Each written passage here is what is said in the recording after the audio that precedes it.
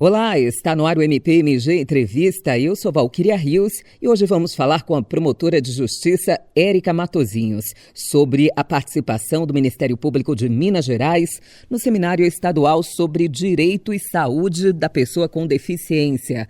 Doutora Érica, é sempre uma satisfação tê-la conosco. Obrigada e bem-vinda. Eu que agradeço, Valquíria. Promotora, o seminário teve como tema a saúde da pessoa com deficiência como direito humano.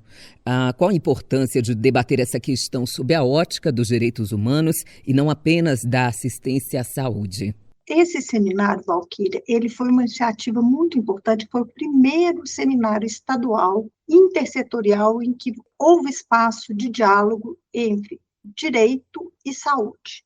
E qual que é o objetivo desse seminário? Ele foi buscar uma atuação intersetorial para que a gente consiga construir políticas públicas de forma que a gente garanta uma sociedade mais inclusiva e mais acessível. Porque o que a gente percebe? A política pública ela foi pensada de forma fragmentada para facilitar o acesso a políticas públicas pela população. E isso não pode acarretar, de outro lado, um empecilho para o acesso. Então, a saúde ela tem que estar dialogando com assistência social, cultura, esporte, lazer, mobilidade urbana, para que efetivamente os direitos da pessoa com deficiência sejam garantidos. E aí o objetivo desse seminário foi esse, trazer diferentes atores para que juntos eles pudessem pensar estratégias para garantir a saúde às pessoas com deficiência. A doutora participou da mesa que discutiu os desafios para o exercício pleno dos direitos das pessoas com deficiência.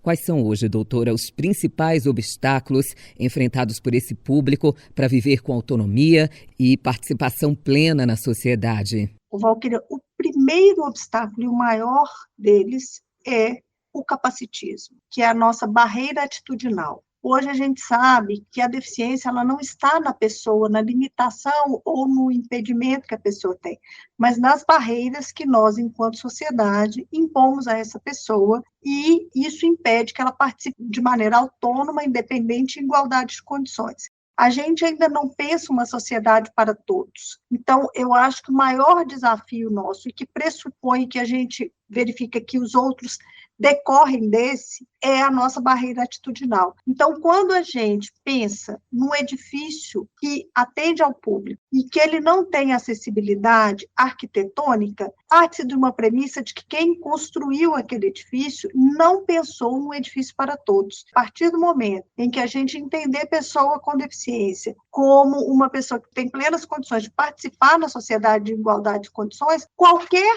serviço, produto, imóvel que for pensado, ele vai ser pensado para todos, que é o que a gente fala de desenho universal. Bom, durante a sua participação, a senhora destacou que falar sobre inclusão é falar sobre dignidade, cidadania e direitos humanos. Como esses conceitos se conectam à garantia do acesso à saúde para as pessoas com deficiência? A pessoa com deficiência, normalmente tem alguns impedimentos de longo prazo que demandam uma necessidade de cuidado em saúde. E se esse cuidado ele não é fornecido adequadamente pelo Sistema Único de Saúde, essa pessoa acaba tendo impossibilidades que não existiriam se ela tivesse um sistema de saúde adequado. Então, a premissa, para que essas pessoas tenham a cidadania, a dignidade, a inclusão social respeitada, é que seja garantido a elas um tratamento de saúde adequado para os impedimentos que ela tem.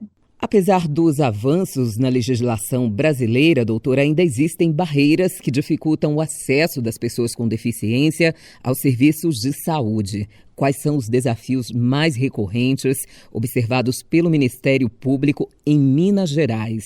Nós ainda temos, Valquíria, dificuldade até para entrar num centro de saúde, no hospital, porque nem sempre eles são acessíveis. Para além disso, eles têm dificuldade em conseguir um diagnóstico precoce, que é fundamental dependendo da deficiência que a pessoa tem. Por exemplo, o transtorno do espectro autista. 1 a cada 30 pessoas hoje tem diagnóstico de TEA, e esse diagnóstico precoce ele é importantíssimo para que o tratamento seja mais eficaz. Então, eles já têm dificuldade a esse acesso. Eles têm dificuldade muito grande de acesso a alguns profissionais, como, por exemplo, psiquiatra. Eles têm dificuldade em conseguir órtese, prótese, ou quando conseguem, elas não são de qualidade adequada. Eles têm muita dificuldade também de mobilidade, então, até para acessar, para poder reivindicar o direito dele, eles têm muita dificuldade, porque os nossos ônibus, eles não são acessíveis, não são ônibus de piso baixo, são ônibus de piso alto com elevador, esses elevadores, normalmente, eles estão quebrados. Então, a gente escuta relatos de pessoas com deficiência que ficam horas esperando o ônibus. Entendi, promotora. O evento reuniu representantes da saúde, do sistema de justiça, da gestão pública e da sociedade civil. Como a atuação integrada desses setores pode contribuir para a construção de políticas públicas mais eficientes e inclusivas? Além desses atores que você falou, nós também tínhamos representantes dos próprios conselhos, inclusive o presidente do Conselho Estadual da Pessoa com Deficiência. E isso é muito importante porque enquanto a gente não tiver uma atuação articulada, mobilizando sociedade civil, setor privado, famílias, as próprias pessoas com deficiência, porque é o que a gente fala, nada sobre nós sem nós, né? Gestores públicos, profissionais da área de saúde, para pensar estratégias que consigam reestruturar essa política pública para garantir um cuidado integral e uma atenção à saúde adequada, a gente não vai conseguir enfrentar esse desafio de maneira adequada. Qual é o papel do Ministério Público de Minas Gerais na fiscalização e no fortalecimento das políticas públicas voltadas à promoção dos direitos das pessoas com deficiência, especialmente na área da saúde? O nosso papel é garantir que essa parcela da população tenha um cuidado em saúde adequado. E a nossa atuação, ela prioriza a área coletiva, o tratamento estrutural dessas questões, para que a gente garanta essa saúde para todas as pessoas. Havendo necessidade, a gente atua também em âmbito individual, mas o que a gente busca construir são políticas públicas mais adequadas e estruturadas para todos, no âmbito do Estado de Minas Gerais. Eu gostaria que a doutora se aprofundasse um pouco mais